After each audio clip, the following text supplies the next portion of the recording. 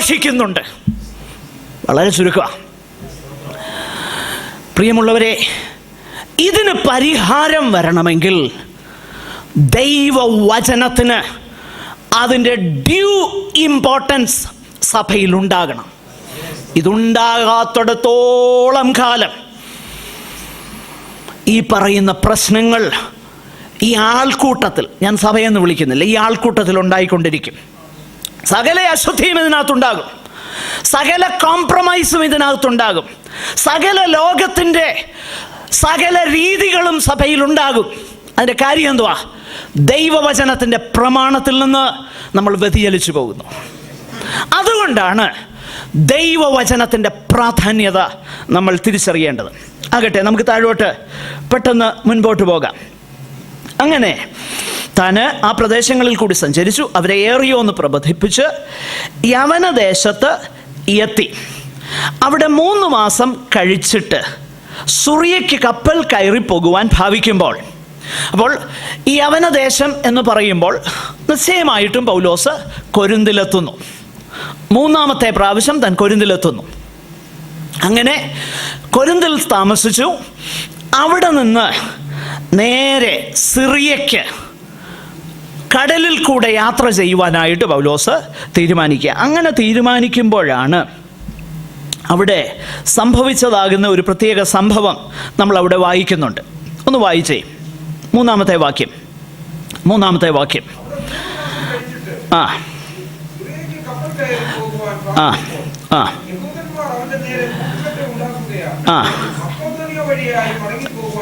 ആ നോക്കുക. അപ്പോൾ ഇവിടെ നിന്ന് നേരിട്ട് താൻ കടൽ മാർഗം യാത്ര ചെയ്യാനായിട്ട് താല്പര്യപ്പെട്ടു. പക്ഷെങ്കിൽ തൻ്റെ ജീവനെതിരെ ഒരു ഭീഷണി ഉണ്ടായത് പൗലോസ് അറിഞ്ഞപ്പോൾ ഈ കടലിൽ കൂടെയുള്ള യാത്ര താൻ ഒഴിവാക്കിയിട്ട് കരമാർഗം താൻ യാത്ര ചെയ്യുക. ഇത് വേദപുസ്തകത്തിൻ്റെ പുറകിലുള്ള ആറ്റ്ലസ് നിങ്ങൾ നോക്കിയാൽ, ഈ ദേശങ്ങൾ വെച്ചൊന്ന് നോക്കിയാൽ നിങ്ങൾക്ക് മനസ്സിലാകാനുള്ളതേ ഉള്ളൂ. അങ്ങനെ താൻ യാത്ര ചെയ്യുക. ഇതിനെക്കുറിച്ച് സർ വില്യം റാംസേ എന്ന് പറയുന്ന ആ ബൈബിൾ സ്റ്റുഡൻറ്റ്, അദ്ദേഹം വളരെ അനുഗ്രഹീതനാകുന്ന ഒരു പണ്ഡിതനാണ് അദ്ദേഹം. ഞാൻ കഴിഞ്ഞ ആഴ്ച പറയുകയുണ്ടായി, Saint Paul the traveller and the Roman citizen എന്നുള്ള ആ പുസ്തകം ഇൻ്റർനെറ്റിൽ ഫ്രീലി അവൈലബിളാണ്. അപ്പോൾ ആ പുസ്തകത്തിൽ വില്യം റാംസേ പറഞ്ഞിരിക്കുന്നതാകുന്ന ഒരു കാര്യം, ഞാൻ ഒരു ചെറിയ അദ്ദേഹത്തിൻ്റെ ഇമാജിനേഷനാണ്, പക്ഷെങ്കിൽ ആ ഇമാജിനേഷൻ നമ്മൾ ഇവിടെ വെച്ച് ചിന്തിക്കുമ്പോൾ ഏറെക്കുറെ ഒരു പക്ഷേ ശരിയാകാൻ സാധ്യതയുണ്ട്. അതുകൊണ്ട് അതൊന്ന് പറഞ്ഞു പോകട്ടെ.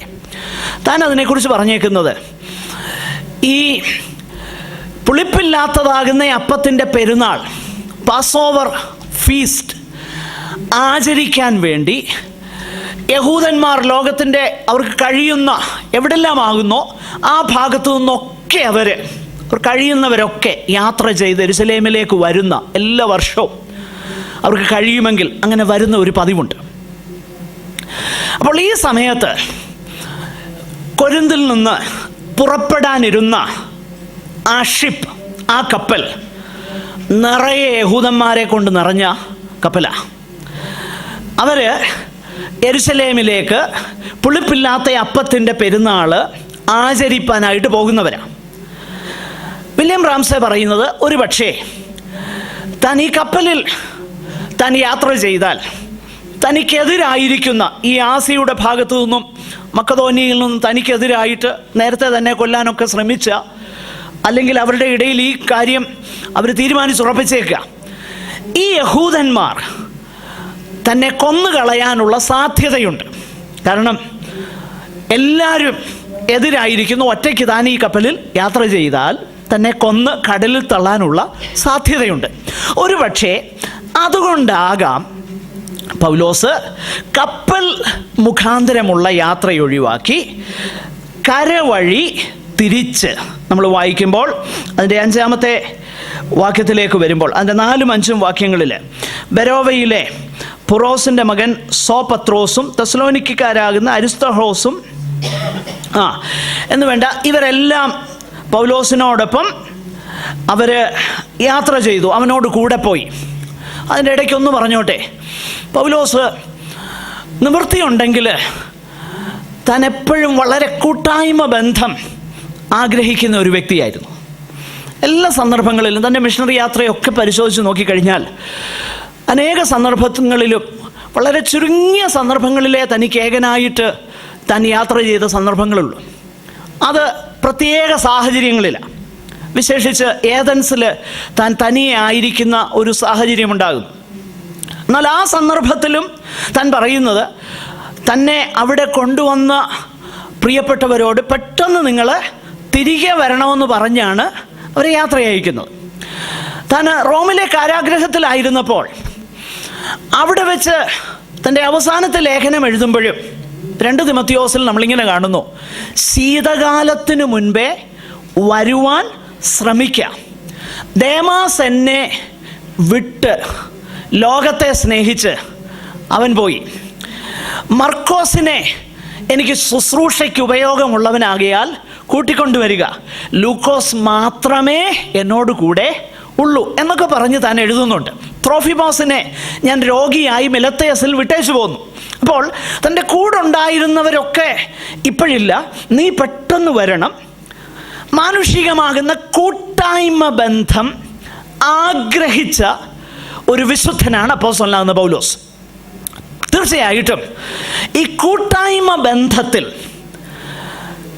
ഒത്തിരി കാര്യങ്ങളുണ്ട്, നമ്മുടെ കൂട്ടായ്മകൾ.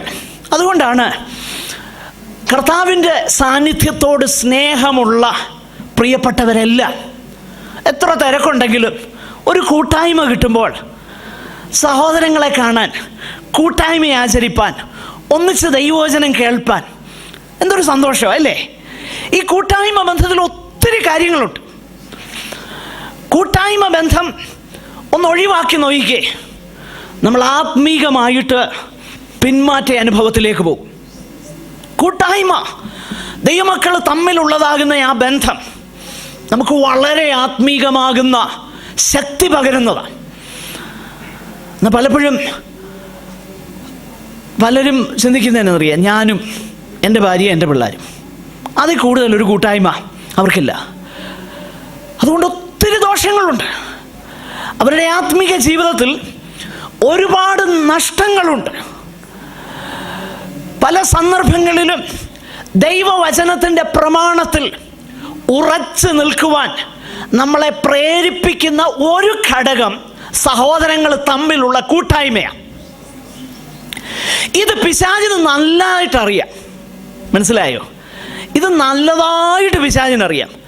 അതുകൊണ്ട് പിശാച് എന്ത് ചെയ്യുമെന്നറിയാമോ? കൂട്ടായ്മയ്ക്കൊക്കെ വന്നുകൊണ്ടിരുന്ന ഒരുത്തന് ഒരു ഉഗ്രൻ ജോലി അങ്ങോട്ട് കൊടുക്കും. ആ ജോലി 6 മണി വരെ കാണത്തുള്ളൂ. പക്ഷെങ്കിൽ 6 തൊട്ട് 8 വരെയൂടെ ചെയ്താൽ ഡബിൾ ഓവർ ടൈം ആണെന്ന് അവനോട് പറയും. അല്ലെങ്കിൽ അങ്ങനെയുള്ള ഓഫറുകൾ ഇവന് കൊടുക്കും. മിക്കവാറുമൊക്കെ ആൾക്കാർ അതിനകത്ത് വീഴുകയാണ് പതിവായിട്ട് നമ്മൾ കാണുന്നത്. ഞാൻ പറഞ്ഞു വരുന്നത്, എത്ര ശ്രമിച്ചാലും താല്പര്യമുണ്ടെങ്കിലും കൂട്ടായ്മയ്ക്ക് കടന്നു വരാൻ കഴിയാത്തവരുണ്ട്, നിശ്ചയമായിട്ടുമുണ്ട്. എന്നാൽ പരിശ്രമിക്കുന്നുവെങ്കിൽ ദൈവമക്കളുമായിട്ടുള്ള കൂട്ടായ്മ ബന്ധം നിലനിർത്തുവാൻ, ഒന്നിച്ചുള്ളതാകുന്ന ദൈവികമാകുന്ന കൂട്ടായ്മകളും ദൈവവചന പഠനവും നിലനിർത്തുവാൻ കഴിയുന്ന ഒത്തിരി പേരുണ്ട്. അവർ സഭായോഗങ്ങൾ എന്ത് ചെയ്യുക? ഉപേക്ഷയായി കരുതുകയാണ്. അത് അവരുടെ ആത്മീക ജീവിതത്തിൽ നിശ്ചയമായും റിഫ്ലക്റ്റ് ചെയ്യുന്നുണ്ട്. ഐ ചലഞ്ച് യു, കൂട്ടായ്മ ബന്ധത്തെ ഉപേക്ഷയായി കരുതുന്ന ശരിയാകുന്ന ആത്മീക മെച്യൂരിറ്റി ഉള്ള ആരെയും ഒന്ന് കാണിക്കാമെങ്കിൽ ഞാൻ ഈ പറഞ്ഞത് തിരിച്ചെടുക്കാം. എല്ലാ കൂട്ടായ്മയ്ക്കും വന്നതുകൊണ്ട് ആത്മീക പക്വത ഉണ്ടാകുമെന്നല്ല ഞാൻ പറഞ്ഞത്. അതല്ല ഞാൻ പറഞ്ഞത്. കൂട്ടായ്മ ബന്ധങ്ങളെ ഉപേക്ഷയായി കരുതിയിട്ടും ദൈവവചനപ്രകാരമുള്ള, നമ്മൾ ചുമ്മാ ഇവന് ഭയങ്കര ആത്മീയനാന്നൊക്കെ ഉറച്ച് പ്രാർത്ഥിക്കുക എന്നുണ്ടെങ്കിൽ അവൻ ആത്മീയനാന്ന് പറയും. ആ കാര്യമല്ല ഞാൻ പറഞ്ഞേ, അതിനെക്കുറിച്ചല്ല പറഞ്ഞത്. ജീവിതത്തിൽ ദൈവിക പ്രമാണത്തിലും വിശുദ്ധിയിലും വേർപാടിലും ദൈവത്തോടും മനുഷ്യരോടും കുറ്റമറ്റതാകുന്ന മനസാക്ഷിയിൽ ഓരോ ദിവസവും കർത്താവിനെ പോലെ ആകുന്ന ആ അനുഭവത്തിൽ ജീവിക്കുന്ന കൂട്ടായ്മ ബന്ധമില്ലാത്ത ഒരു വ്യക്തി പോലും ദൈവസഭയിൽ ഉണ്ടായിരിക്കില്ല. ഞാനിത് ഗ്യാരണ്ടി തരാം. ഞാൻ പറഞ്ഞതിൻ്റെ താല്പര്യം, പൗലോസ് എപ്പോഴും താൻ ആ കൂട്ടായ്മ ബന്ധം ആഗ്രഹിച്ചയാളാണ്. പ്രിയരെ, നമ്മുടെ മനസ്സിനെ പിശാച് എന്തെല്ലാം കാര്യങ്ങളാണ് ഇങ്ങനെ ബമ്പാട് ചെയ്യുകയല്ലേ. നമ്മുടെ മനസ്സിൽ മുഴുവൻ അനേക കാര്യങ്ങളല്ലേ. ഈ സന്ദർഭത്തിൽ ദൈവവചനത്താൽ ഒന്ന് റിഫ്രഷ് ചെയ്യപ്പെടാൻ കിട്ടുന്ന അവസരങ്ങൾ നമ്മൾ നഷ്ടമാക്കരുത്. അത് നമുക്ക് വളരെ അനുഗ്രഹമുണ്ടാകും. പൗലോസിൻ്റെ യാത്രയിൽ നമുക്കത് കാണുവാനായിട്ട് കഴിയും. എപ്പോഴും താൻ കൂട്ടായ്മ ബന്ധം ആഗ്രഹിച്ചവനാകുന്ന ഒരു വ്യക്തിയായിട്ട് തന്നെ കാണുവാനായിട്ട് കഴിയുന്നുണ്ട്. അങ്ങനെ നമ്മൾ താഴോട്ട് വായിക്കുന്നുണ്ട്. അവർ മുമ്പേ പോയി ത്രോവാസിൽ ഞങ്ങൾക്കായി കാത്തിരുന്നു. ഞങ്ങളോ പുളിപ്പില്ലാത്ത അപ്പത്തിൻ്റെ പെരുന്നാൾ കഴിഞ്ഞിട്ട്, വാസ്തവത്തിൽ ഈ പെരുന്നാളിൻ്റെ സമയത്ത് യെരുശലേമിൽ ചെല്ലണമെന്നാണ് പൗലോസ് ആഗ്രഹിച്ചത്. പക്ഷെങ്കിൽ അത് കഴിഞ്ഞില്ല. അങ്ങനെ കഴിഞ്ഞിട്ട് ഫിലിപ്പിയിൽ നിന്ന് കപ്പൽ നീക്കി 5 ദിവസം കൊണ്ട് ത്രോവാസിൽ അവരുടെ അടുക്കലെത്തി. ആസിയയിൽ പിന്നെയും താൻ വരികയാണ്.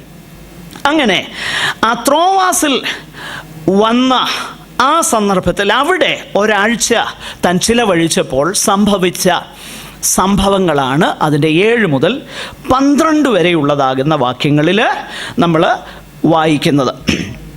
ഈ ഒരാഴ്ച ലൂക്കോസ് പ്രധാനമായിട്ട് ഒരു ആഴ്ചവട്ടത്തിൻ്റെ 1-ാമത്തെ ദിവസം, അതായത് ഞായറാഴ്ച ദിവസം അവരൊന്നിച്ച് കൂടി വന്ന് അപ്പം നുറുക്കുവാനായി കൂടി വന്നതാകുന്ന ആ പ്രത്യേക സംഭവത്തെക്കുറിച്ചും, അതുമാത്രമല്ല ഒരു യൗവനക്കാരൻ പ്രസംഗം നീണ്ടുപോയതുകൊണ്ട് ഉറങ്ങി 3-ാമത്തെ നിലയിൽ നിന്ന് താഴെ വീണ് മരിച്ചവനായി അവനെ എടുത്തുകൊണ്ടുവരുന്നതും, പൗലോസ് ഓൾഡ് ടെസ്റ്റ്മെൻറ്റിൽ എലൈജായും ചെയ്ത അതേ മാതൃകയിൽ ഈ യൗവനക്കാരനെ ജീവിപ്പിക്കുന്നതുമാണ് നമ്മൾ വായിക്കുന്ന ഒരു സംഭവം. ആകട്ടെ, നമ്മൾ ഈ സംഭവം നമ്മൾ അല്പമൊന്ന് ചിന്തിപ്പാനായിട്ട് ആഗ്രഹിക്കുക. ആ സംഭവമല്ല, പക്ഷെങ്കിൽ അവിടെ നിന്ന് നമുക്ക് മനസ്സിലാക്കുവാൻ കഴിയുന്ന ചില കാര്യങ്ങൾ. ഒന്നാമതായിട്ട് അവിടെ ലൂക്കോസ് ആരംഭിക്കുന്നത് on the first day of the week. First day of the week എന്ന് പറഞ്ഞാൽ ഏത് ദിവസമാണെന്നറിയാമോ? സൺഡേ. ഈ first day of the week, അന്ന് first day of the week Sunday ആണെന്നുള്ളതിന് പല തെളിവുകളുണ്ട്. മർക്കോസിൻ്റെ സുവിശേഷം 16:2, യോഹന്നാൻ 20:19, അതിൻ്റെ 26, അതുപോലെ 1 കൊരിന്ത്യർ 16:2, അതുപോലെ വെളിപ്പാട് പുസ്തകം 1:10 കർത്തൃദിവസത്തിൽ എന്ന് യോഹന്നാൻ പറഞ്ഞിരിക്കുന്നത്. ഇതെല്ലാം ഞായറാഴ്ച ദിവസത്തെക്കുറിച്ചാണ് പറയുന്നത്. ആകട്ടെ, അതിൻ്റെ ഇടയ്ക്ക് ഒരു കാര്യം ഞാനൊന്ന് പറഞ്ഞുകൊള്ളട്ടെ. ഈ ഞായറാഴ്ച ദിവസം വൈകുന്നേരമുള്ള ഒരു കൂട്ടായ്മയെക്കുറിച്ചാണ്. അത് പറഞ്ഞു കഴിഞ്ഞാൽ ഞായറാഴ്ച അവിടെ പബ്ലിക് ഹോളിഡേ ഒന്നും അല്ലായിരുന്നു, ഈവനിങ് സർവീസാണ്. ആ ഈവനിങ് സർവീസിൽ സംഭവിച്ച ഒരു കാര്യമാണ് ഇവിടെ ലൂക്കോസ് രേഖപ്പെടുത്തുന്നത്. എന്നാൽ ഇതിൽ നിന്ന് ചില കാര്യങ്ങൾ നമ്മൾ മനസ്സിലാക്കാനായിട്ട് താല്പര്യപ്പെടുക.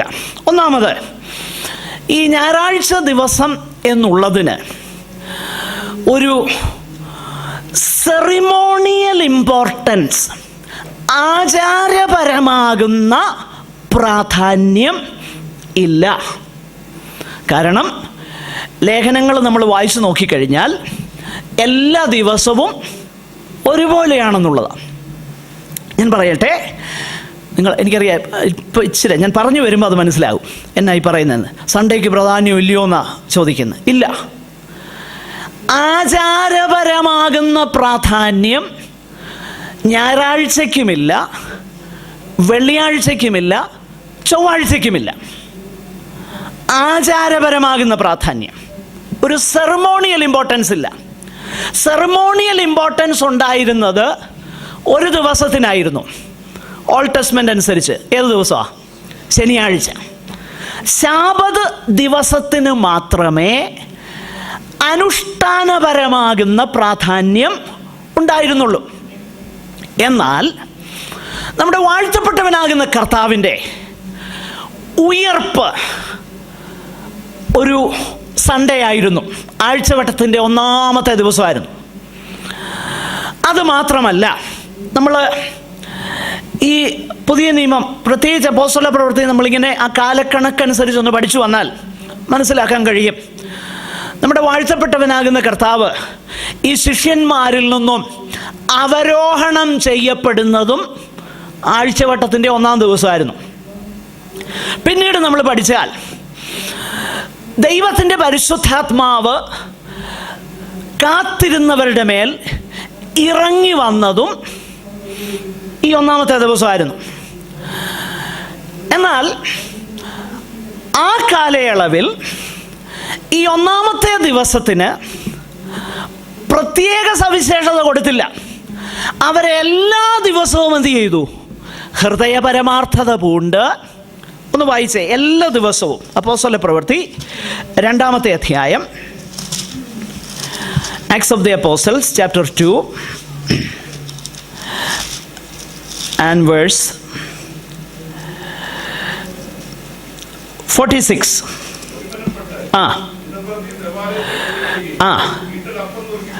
നോക്കുക, ശ്രദ്ധിച്ചേ.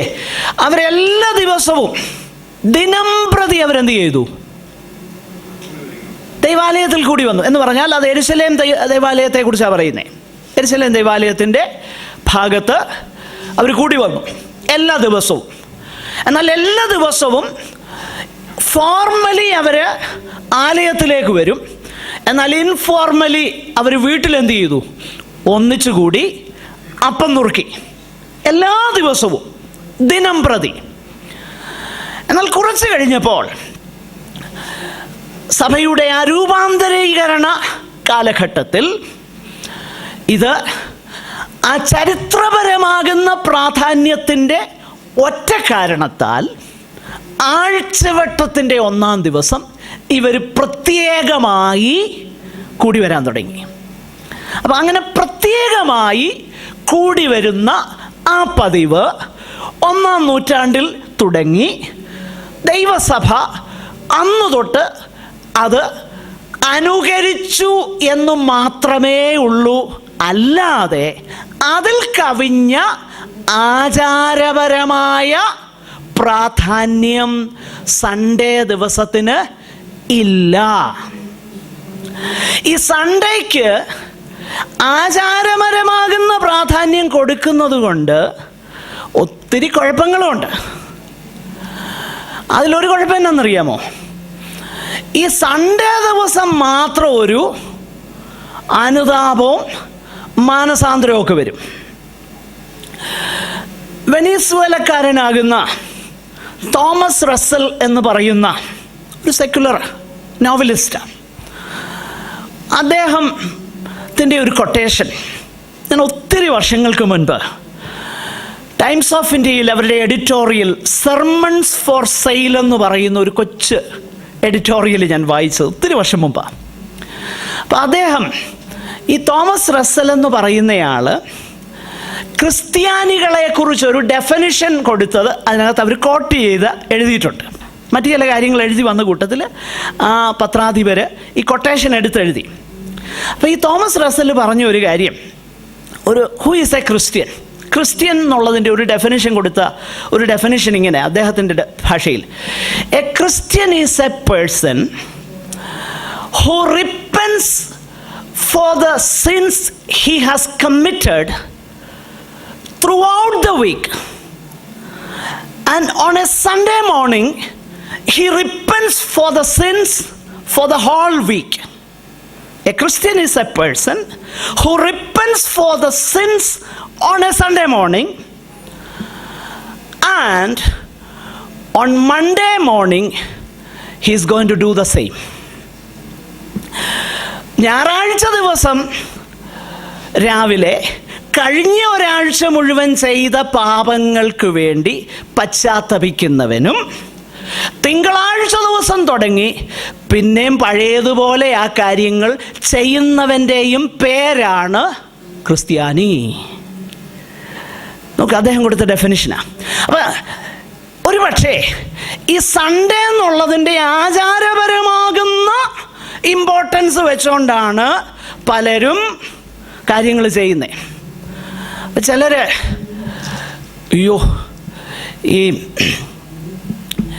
എല്ലാ ആഴ്ചയിലും കർത്തൃമേശ വെക്കുമ്പോൾ പണ്ടൊക്കെ ഞാൻ ഈ കണ്ട മാതൃക അനുസരിച്ച് ഞാൻ പോകുന്നിടത്തല്ല, ഇല്ലാത്തിടത്തും എല്ലാ സൺഡേയിലും കർത്തൃമേശ, എല്ലാ ഫ്രൈഡേയിലും വാട്ടെവർ കർത്തൃമേശ നടത്തുക എന്നുള്ളത് ഒരു നിഷ്ഠയായിരുന്നു. അപ്പോൾ പലരും ചിന്തിക്കുന്നതിനെന്നറിയോ, യോ കർത്തൃമേശ. അപ്പം പലരും പറയുന്നത് കേട്ടിട്ടുണ്ട്, യോ ഇന്ന് ഈ മാസമോട് ഈ കർത്തൃമേശ ഉള്ളതാ. നോക്കിയേ, ആചാരപരമാകുന്ന ഇമ്പോർട്ടൻസ് എവിടെ കൊണ്ട് ചെന്ന് എത്തിച്ചെന്ന്. കാരണം കർത്തൃമേശ ഉണ്ടെങ്കിൽ അതിനു വേണ്ടി ഒരുങ്ങുന്നു. ബാക്കി എല്ലാ ദിവസവും എങ്ങനെ ജീവിക്കുക? ഞാൻ പറയുന്നത് മനസ്സിലാകുന്നുണ്ടോ? എല്ലാ ദിവസവും കർത്താവിൻ്റേതാണെന്ന് തിരിച്ചറിഞ്ഞ് ജീവിക്കണം. മനസ്സിലാകുന്നുണ്ടോ? അപ്പം ഈ ഒരു ദിവസത്തിന് സവിശേഷത കൊടുത്താൽ വരുന്ന പ്രശ്നം ഇതാ. അതുകൊണ്ട് എല്ലാ ദിവസവും കർത്താവിൻ്റേതാണെന്ന് നമ്മൾ തിരിച്ചറിയണം. ഇന്നും കർത്താവിൻ്റെയാ, തിങ്കളാഴ്ചയും കർത്താവിൻ്റെയാ, ശനിയാഴ്ചയും കർത്താവിൻ്റെയാ, എല്ലാ ദിവസവും കർത്താവിൻ്റെയാ. എല്ലാ ദിവസവും എനിക്ക് കർത്താവിനായിട്ട് ജീവിക്കണം. അല്ലാതെ സൺഡേ ക്രിസ്ത്യൻസ് ആകുന്നത് എന്തുകൊണ്ടാ? ഇതുകൊണ്ടാ. ആചാരപരമാകുന്ന ഇമ്പോർട്ടൻസ് എപ്പോഴൊക്കെ സഭ ഓരോ ദിവസത്തിന് കൊടുത്തോ അതുകൊണ്ടാണ് വിശുദ്ധ ജീവിതത്തിന് ഒരു വിലയുമില്ലാതെ വന്നത് സഭയിൽ. അതുകൊണ്ട് ആചാരപരമാകുന്ന ഇമ്പോർട്ടൻസ് അല്ല സൺഡേക്കുള്ളത്, അതിനൊരു ഹിസ്റ്റോറിക്കൽ ഇമ്പോർട്ടൻസ് മാത്രമേ ഉള്ളൂ, ചരിത്രപരമാകുന്ന പ്രാധാന്യമേ ഉള്ളൂ. ബാക്കി എല്ലാ ദിവസവും ഒരുപോലെ. പിന്നെ ഒരുവൻ ഒരു ദിവസത്തെ പ്രത്യേകമായിട്ട് കരുതുന്നെങ്കിൽ അത് നമ്മളോടുള്ള ബന്ധത്തിലല്ല പറഞ്ഞേക്കുന്നത്, യഹൂദന്മാരോടുള്ള ബന്ധത്തിൽ അന്ന് സഭയുടെ ആ ട്രാൻസിഷണൽ പീരീഡിൽ കൊടുത്തിരുന്ന ഒരു എക്സെപ്ഷൻ, ഒരു ഇളവ് മാത്രമാണ്. അവരെ ഒന്ന് ഉൾക്കൊള്ളാൻ വേണ്ടിയിട്ടല്ലാതെ സഭയ്ക്ക് കൊടുത്തിരിക്കുന്ന പ്രത്യേകമാകുന്ന നിബന്ധനയല്ല എന്ന കാര്യം തിരിച്ചറിയണം. എല്ലാ ദിവസവും കർത്താവിൻ്റേതാണ്, എല്ലാ ദിവസവും നമ്മൾ കർത്താവിന് വേണ്ടി ജീവിക്കണം. എന്നാൽ ഇവിടെ പറഞ്ഞിരിക്കുന്നത് ആഴ്ചവട്ടത്തിൻ്റെ 1-ാം നാൾ ഞങ്ങൾ അപ്പം നുറുക്കുവാൻ കൂടി വന്നപ്പോൾ. അങ്ങനെ അപ്പം നുറുക്കുവാനായിട്ട് കൂടി വന്നതാകുന്ന ഈ വിഷയത്തെക്കുറിച്ച് നമുക്ക് പല കാര്യങ്ങൾ കാണുവാനായിട്ട് കഴിയും. അങ്ങനെ അവർ അപ്പം നുറുക്കുക എന്നുള്ളത് കർത്തൃമേശയെക്കുറിച്ചാണെന്നും മാത്രമല്ല അവിടെ വേറൊരു കാര്യം കൂടെ ഉണ്ടായിരുന്നു. ഒരു ലവ് ഫീസ്റ്റിൻ്റെ പശ്ചാത്തലത്തിലാണ് കർത്തൃമേശ എപ്പോഴും നടന്നിരുന്നത്. അതുകൊണ്ടാണ്, അതായത് ഒരു അഗപ്പേ മീൽ, ഒരു സ്നേഹ വിരുന്നിൻ്റെ പശ്ചാത്തലത്തിലാണ്. ഈ സ്നേഹ വിരുന്നിൻ്റെ പശ്ചാത്തലത്തിൽ കർത്തൃമേശ നടന്നിരുന്നത് കൊണ്ടാണ് കൊരിന്തിലുള്ള ദൈവമക്കൾക്ക് പൗലോസിന് എഴുതേണ്ടി വന്നത്. ചിലരൊക്കെ കാശുള്ളവരൊക്കെ എന്തോ ചെയ്യുമെന്നറിയാവോ, കൊണ്ടുവന്ന് നല്ലതൊക്കെ കൊണ്ടുവന്ന് പാവം പിടിച്ചുകൊണ്ട് കൊടുക്കാതെ അവർ കഴിച്ച് നിറഞ്ഞ് ഇരിക്കും. അപ്പം നിങ്ങൾ ഒരുവൻ എന്ത് ചെയ്യുന്നു? വിശന്നിരിക്കുന്നു, ഒരുവൻ നിറഞ്ഞിരിക്കുന്നു. അതുകൊണ്ടാണ് പൗലോസ് പറയുന്നത്, ഞാൻ എഴുതുന്നതിൽ നിങ്ങളെ എന്ത് ചെയ്യുന്നില്ല, പുകഴ്ത്തുന്നില്ല. മനസ്സിലാവുന്നുണ്ട്? ഈ ഒരു അഗപ്പേ മീലിൻ്റെ ഒരു കോണ്ടെക്സ്റ്റിലാണ് കർത്തൃമേശ നടന്നിരുന്നത്. അവർ ഏറ്റവും കുറഞ്ഞത് ആഴ്ചവട്ടത്തിൻ്റെ 1-ാം നാളെങ്കിലും കർത്തൃമേശയ്ക്കായി കൂടി വന്നിരുന്നു. അതുകൊണ്ട് ആഴ്ചയിൽ കുറഞ്ഞത് ഒരു ദിവസമേലും കർത്തൃമേശ ഉണ്ടായിരിക്കണം, വേദപുസ്തകത്തിൻ്റെ മാതൃകയനുസരിച്ച്. അതിനെക്കുറിച്ച് ഫർദർ ഡൗട്ട്സ് എന്തെങ്കിലും ഉണ്ടെങ്കിൽ ഞാനത് ക്ലിയർ ചെയ്യാം. ഞാൻ മുൻപോട്ട് പോകട്ടെ. നോക്കുക, അങ്ങനെയുള്ളതാകുന്ന ആ ദിവസം പൗലോസ് എന്ത് ചെയ്തു? പിറ്റേന്നാൾ പുറപ്പെടാനിരിക്കുന്നതുകൊണ്ട് പാതിരാ വരെ എന്ത് ചെയ്തു? സംഭാഷിച്ചു. നോക്കുക, അവിടെ പൗലോസിൻ്റെ സംഭാഷണത്തെക്കുറിച്ചോ പൗലോസിൻ്റെ സംഭാഷണം നീണ്ടുപോയതുകൊണ്ട് ഒരുവൻ ഉറക്കം തൂങ്ങി വീണതിനെക്കുറിച്ചോ നെഗറ്റീവായിട്ടൊന്നും പറയുന്നില്ല. ഒരു മാറ്റർ ഓഫ് ഫാക്റ്റ്, സംഭവം അതുപോലെ അങ്ങ് എടുത്തെഴുതുകയാണ്. ഞാൻ എപ്പോഴും ഈ വാക്യം വായിച്ചാണ് പലപ്പോഴും എന്നെ തന്നെ ഞാൻ ആശ്വസിപ്പിക്കാറുണ്ട്. ഞാൻ എന്നോട് തന്നെ പറയും, ഹൂ ആർ യു? സാക്ഷാൽ പൗലോസ് പ്രസംഗിച്ചിട്ട് ആൾക്കാർ ഉടങ്ങി, പിന്നല്ലേ നിൻ്റെ പ്രസംഗം എന്ന് ഞാൻ എന്നെ തന്നെ പല സന്ദർഭങ്ങളിലും ഇവിടെ വരുമ്പോഴും ഒക്കെ ആശ്വസിപ്പിക്കാറുണ്ട്. ദൈവത്തിൻ്റെ വചനത്തിൽ ഇതുമുള്ളതിനാൽ ഞാൻ സ്തോത്രം ചെയ്യുന്നു.